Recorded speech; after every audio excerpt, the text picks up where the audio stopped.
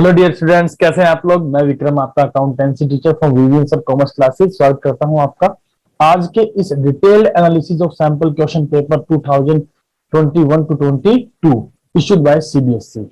आज इस जो पेपर को हम एनालाइज करने वाले हैं, तो इसमें हम ये देखने वाले हैं कि टोटल हमारे पास कितने क्वेश्चन हमें अटेम्प्ट करने हैं आउट ऑफ कितने क्वेश्चनों में से, और कौन सा क्वेश्चन किस चैप्टर का है और किस बेसिस पर है। वो डिफिकल्ट मोड का है या इजी मोड का है या एवरेज स्टूडेंट के अकॉर्डिंगली पेपर बना हुआ है, किस तरीके से पेपर डिजाइन किया है सीबीएसई ने।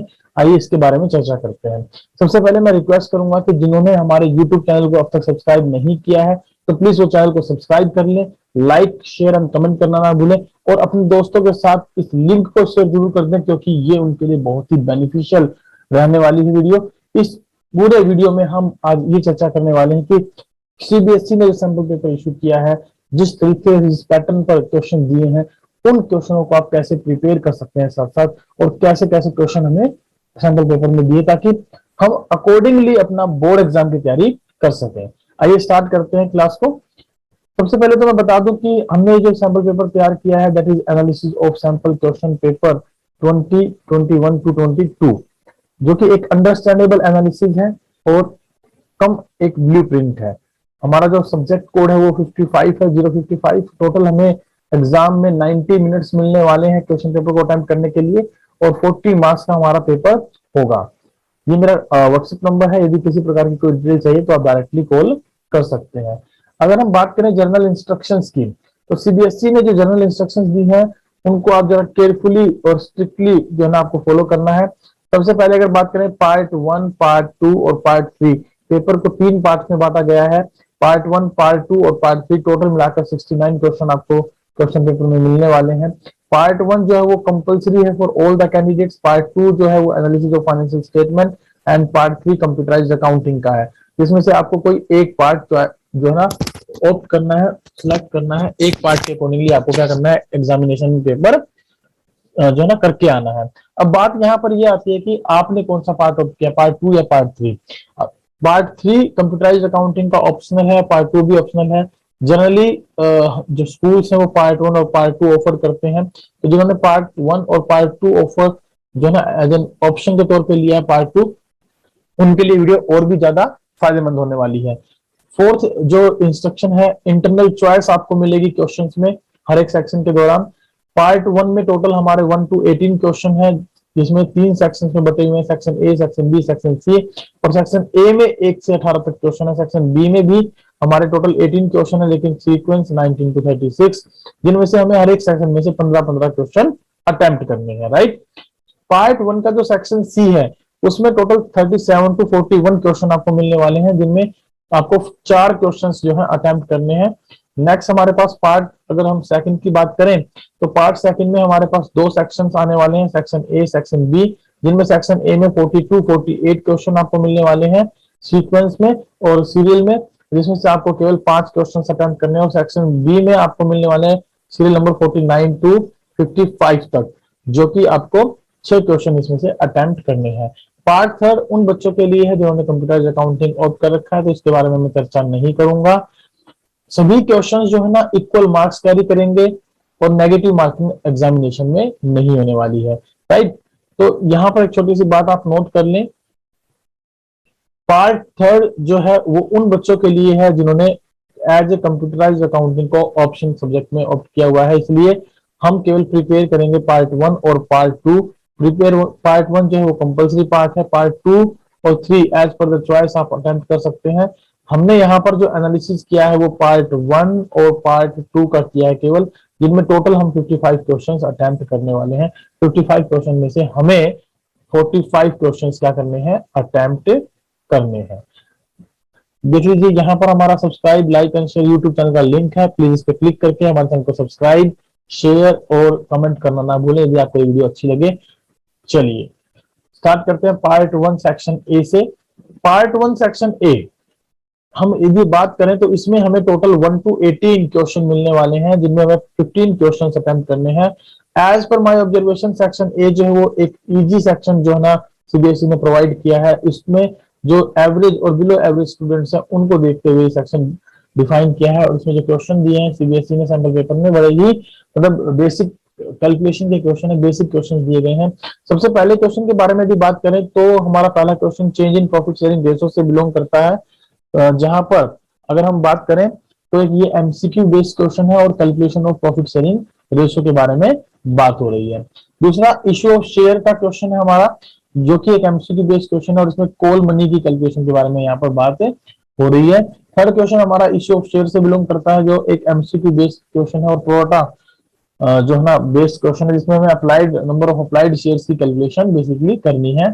फोर्थ क्वेश्चन हमारा इश्यू ऑफ शेयर से है, इसमें भी ये एक एमसीक्यू बेस्ड क्वेश्चन है जिसमें हमें amount received on final call के बारे में बताना है।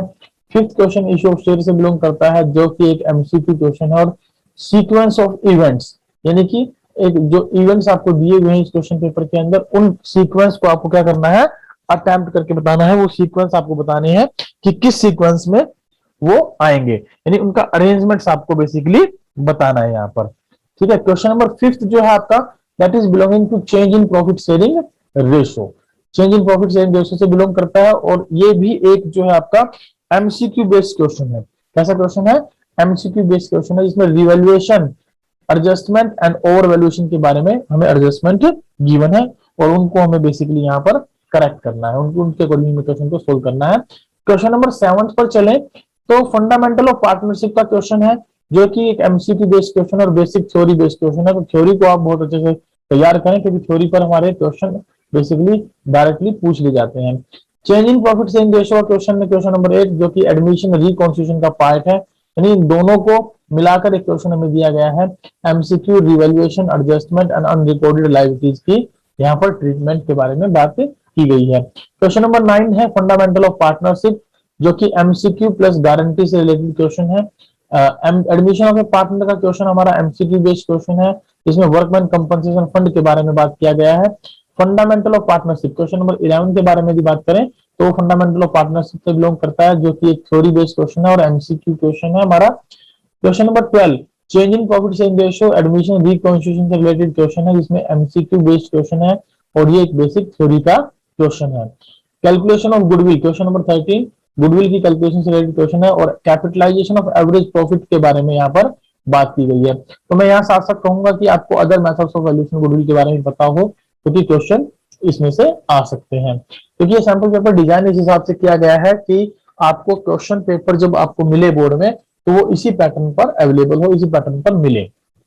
चलिए क्वेश्चन नंबर 14 की यदि बात करें पेपर में से, तो इशू ऑफ शेयर्स पर ये जो है ना बेस्ड है और इसमें MCQ plus basic theory question है और डिस्काउंट का ये क्वेश्चन है। अगर डिस्काउंट के क्वेश्चन के बारे में बात करूं तो आपको पता है इशू ऑफ शेयर में डिस्काउंट पर शेयर इशू नहीं होते हैं। क्लियर? चलिए issue of share 15th question भी इशू ऑफ शेयर का ही है, जो कि एमसीक्यू प्लस बेसिक थ्योरी का है, जिसमें सिक्योरिटी प्रीमियम रिजर्व के यूटिलाइजेशन पर बात की गई है। और क्वेश्चन नंबर 16 भी इशू ऑफ शेयर का है, जिसमें एमसीक्यू क्वेश्चन हमारा आएगा और अदर देन कैश कंसिडरेशन का ये क्वेश्चन हमारा है, जिसके बारे में चर्चा की गई है। क्वेश्चन नंबर 17 के बारे में यदि बात करें, क्वेश्चन नंबर 17 के बारे में यदि बात करें तो ये एडमिशन ऑफ पार्टनर का क्वेश्चन है, जो कि MCQ plus goodwill based question, right. 18 fundamental of partnership form का क्वेश्चन है, जो MCQ plus profit and loss appropriation का क्वेश्चन है। तो इन टोटल 18 क्वेश्चनों में से आपको 15 क्वेश्चन अटेम्प्ट करने हैं। ये था हमारा पार्ट 1 सेक्शन ए। आइए बात करते हैं पार्ट 1 सेक्शन बी के बारे में, जिसमें टोटल हमें 19 to 36 सीरियल नंबर के क्वेश्चन मिलने वाले हैं और इन क्वेश्चनों को जो है उनमें से स्टूडेंट्स को जो है 15 क्वेश्चन अटेम्प्ट करने हैं। और यहाँ पर मेरी ऑब्जर्वेशन ये कहती है कि ये जो है कंपैरेटिवली एक डिफिकल्ट और मोर कैलकुलेटिव पार्ट है as per the question framed by CBSE. ये जो फ्रेम किए गए क्वेश्चन ये अबव जो एवरेज स्टूडेंट है उनको ध्यान में रखते हुए किए गए हैं, उनके अकॉर्डिंगली ये क्वेश्चन क्या किए गए, फ्रेम किए गए हैं। चलिए देखते हैं क्या क्या क्वेश्चन है और किस प्रकार का एनालिसिस हमारा यहाँ पर कहता है आपको। क्वेश्चन नंबर 19 है एडमिशन ऑफ ए पार्टनर, जो कि एक एमसीक्यू और रिवोल्यूशन बेस्ड क्वेश्चन है। Question number 20 admission of a partner का है, जो कि MCQ plus goodwill based question है। Question number 21 admission of a partner का है, जो कि MCQ revaluation adjustment bad debts and provision for doubtful debts से बिलोंग करती है, इसमें हमें यहाँ पे गिवन है।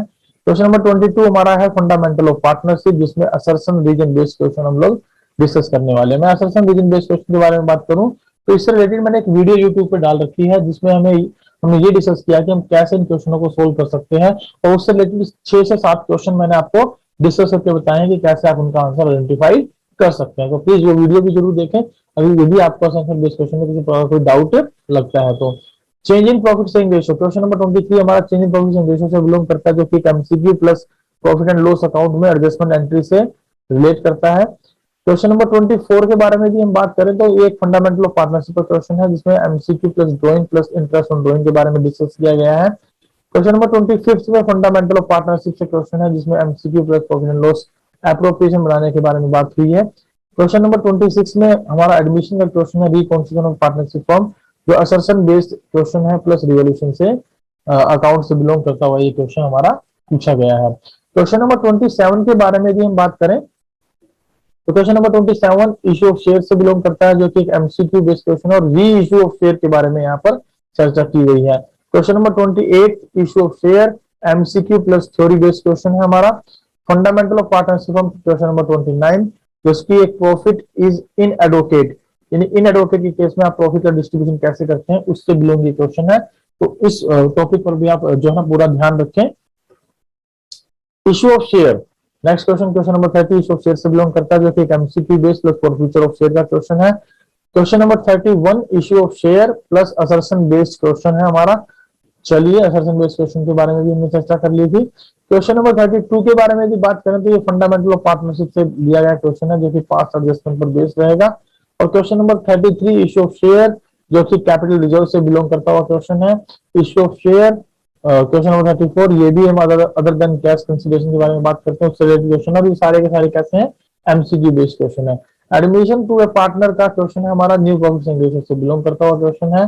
क्वेश्चन नंबर 36 है इशू ऑफ शेयर वाले चैप्टर से, जिसमें एमसीक्यू प्लस बैलेंस शीट से रिलेटेड क्वेश्चन हमसे पूछा गया है। राइट, ये था हमारा सेक्शन बी पार्ट 1 का। पार्ट 1 का सेक्शन सी जो है, आइए उसके बारे में देखते हैं। इसमें टोटल सीरियल नंबर क्वेश्चन हमें मिलेंगे 37 to 41, और स्टूडेंट को इनमें से केवल कोई 4 क्वेश्चन क्या करने हैं, अटेम्प्ट करने हैं।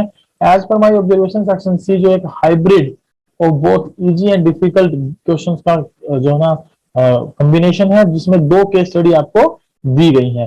ये बेसिकली हमारे case based source based question होते हैं, case based source based question होते हैं, जिनमें हमें एक पैराग्राफ गिवन होता है, पार्टिकुलरली टॉपिक गिवन होता है, उस टॉपिक को आपको पढ़कर आपको क्वेश्चन के आंसर देने होते हैं। इसमें टोटल जो क्वेश्चन नंबर 37 और 38 है, that is belonging to issue of share, और अमाउंट जो क्वेश्चन है वो कैसा है हमारा, एमसीक्यू बेस्ड क्वेश्चन है, जिसमें हमें एक में तो अमाउंट रिसीव निकालनी है ऑन एप्लीकेशन, दूसरे में number of share offered by the company की कैलकुलेशन करनी है।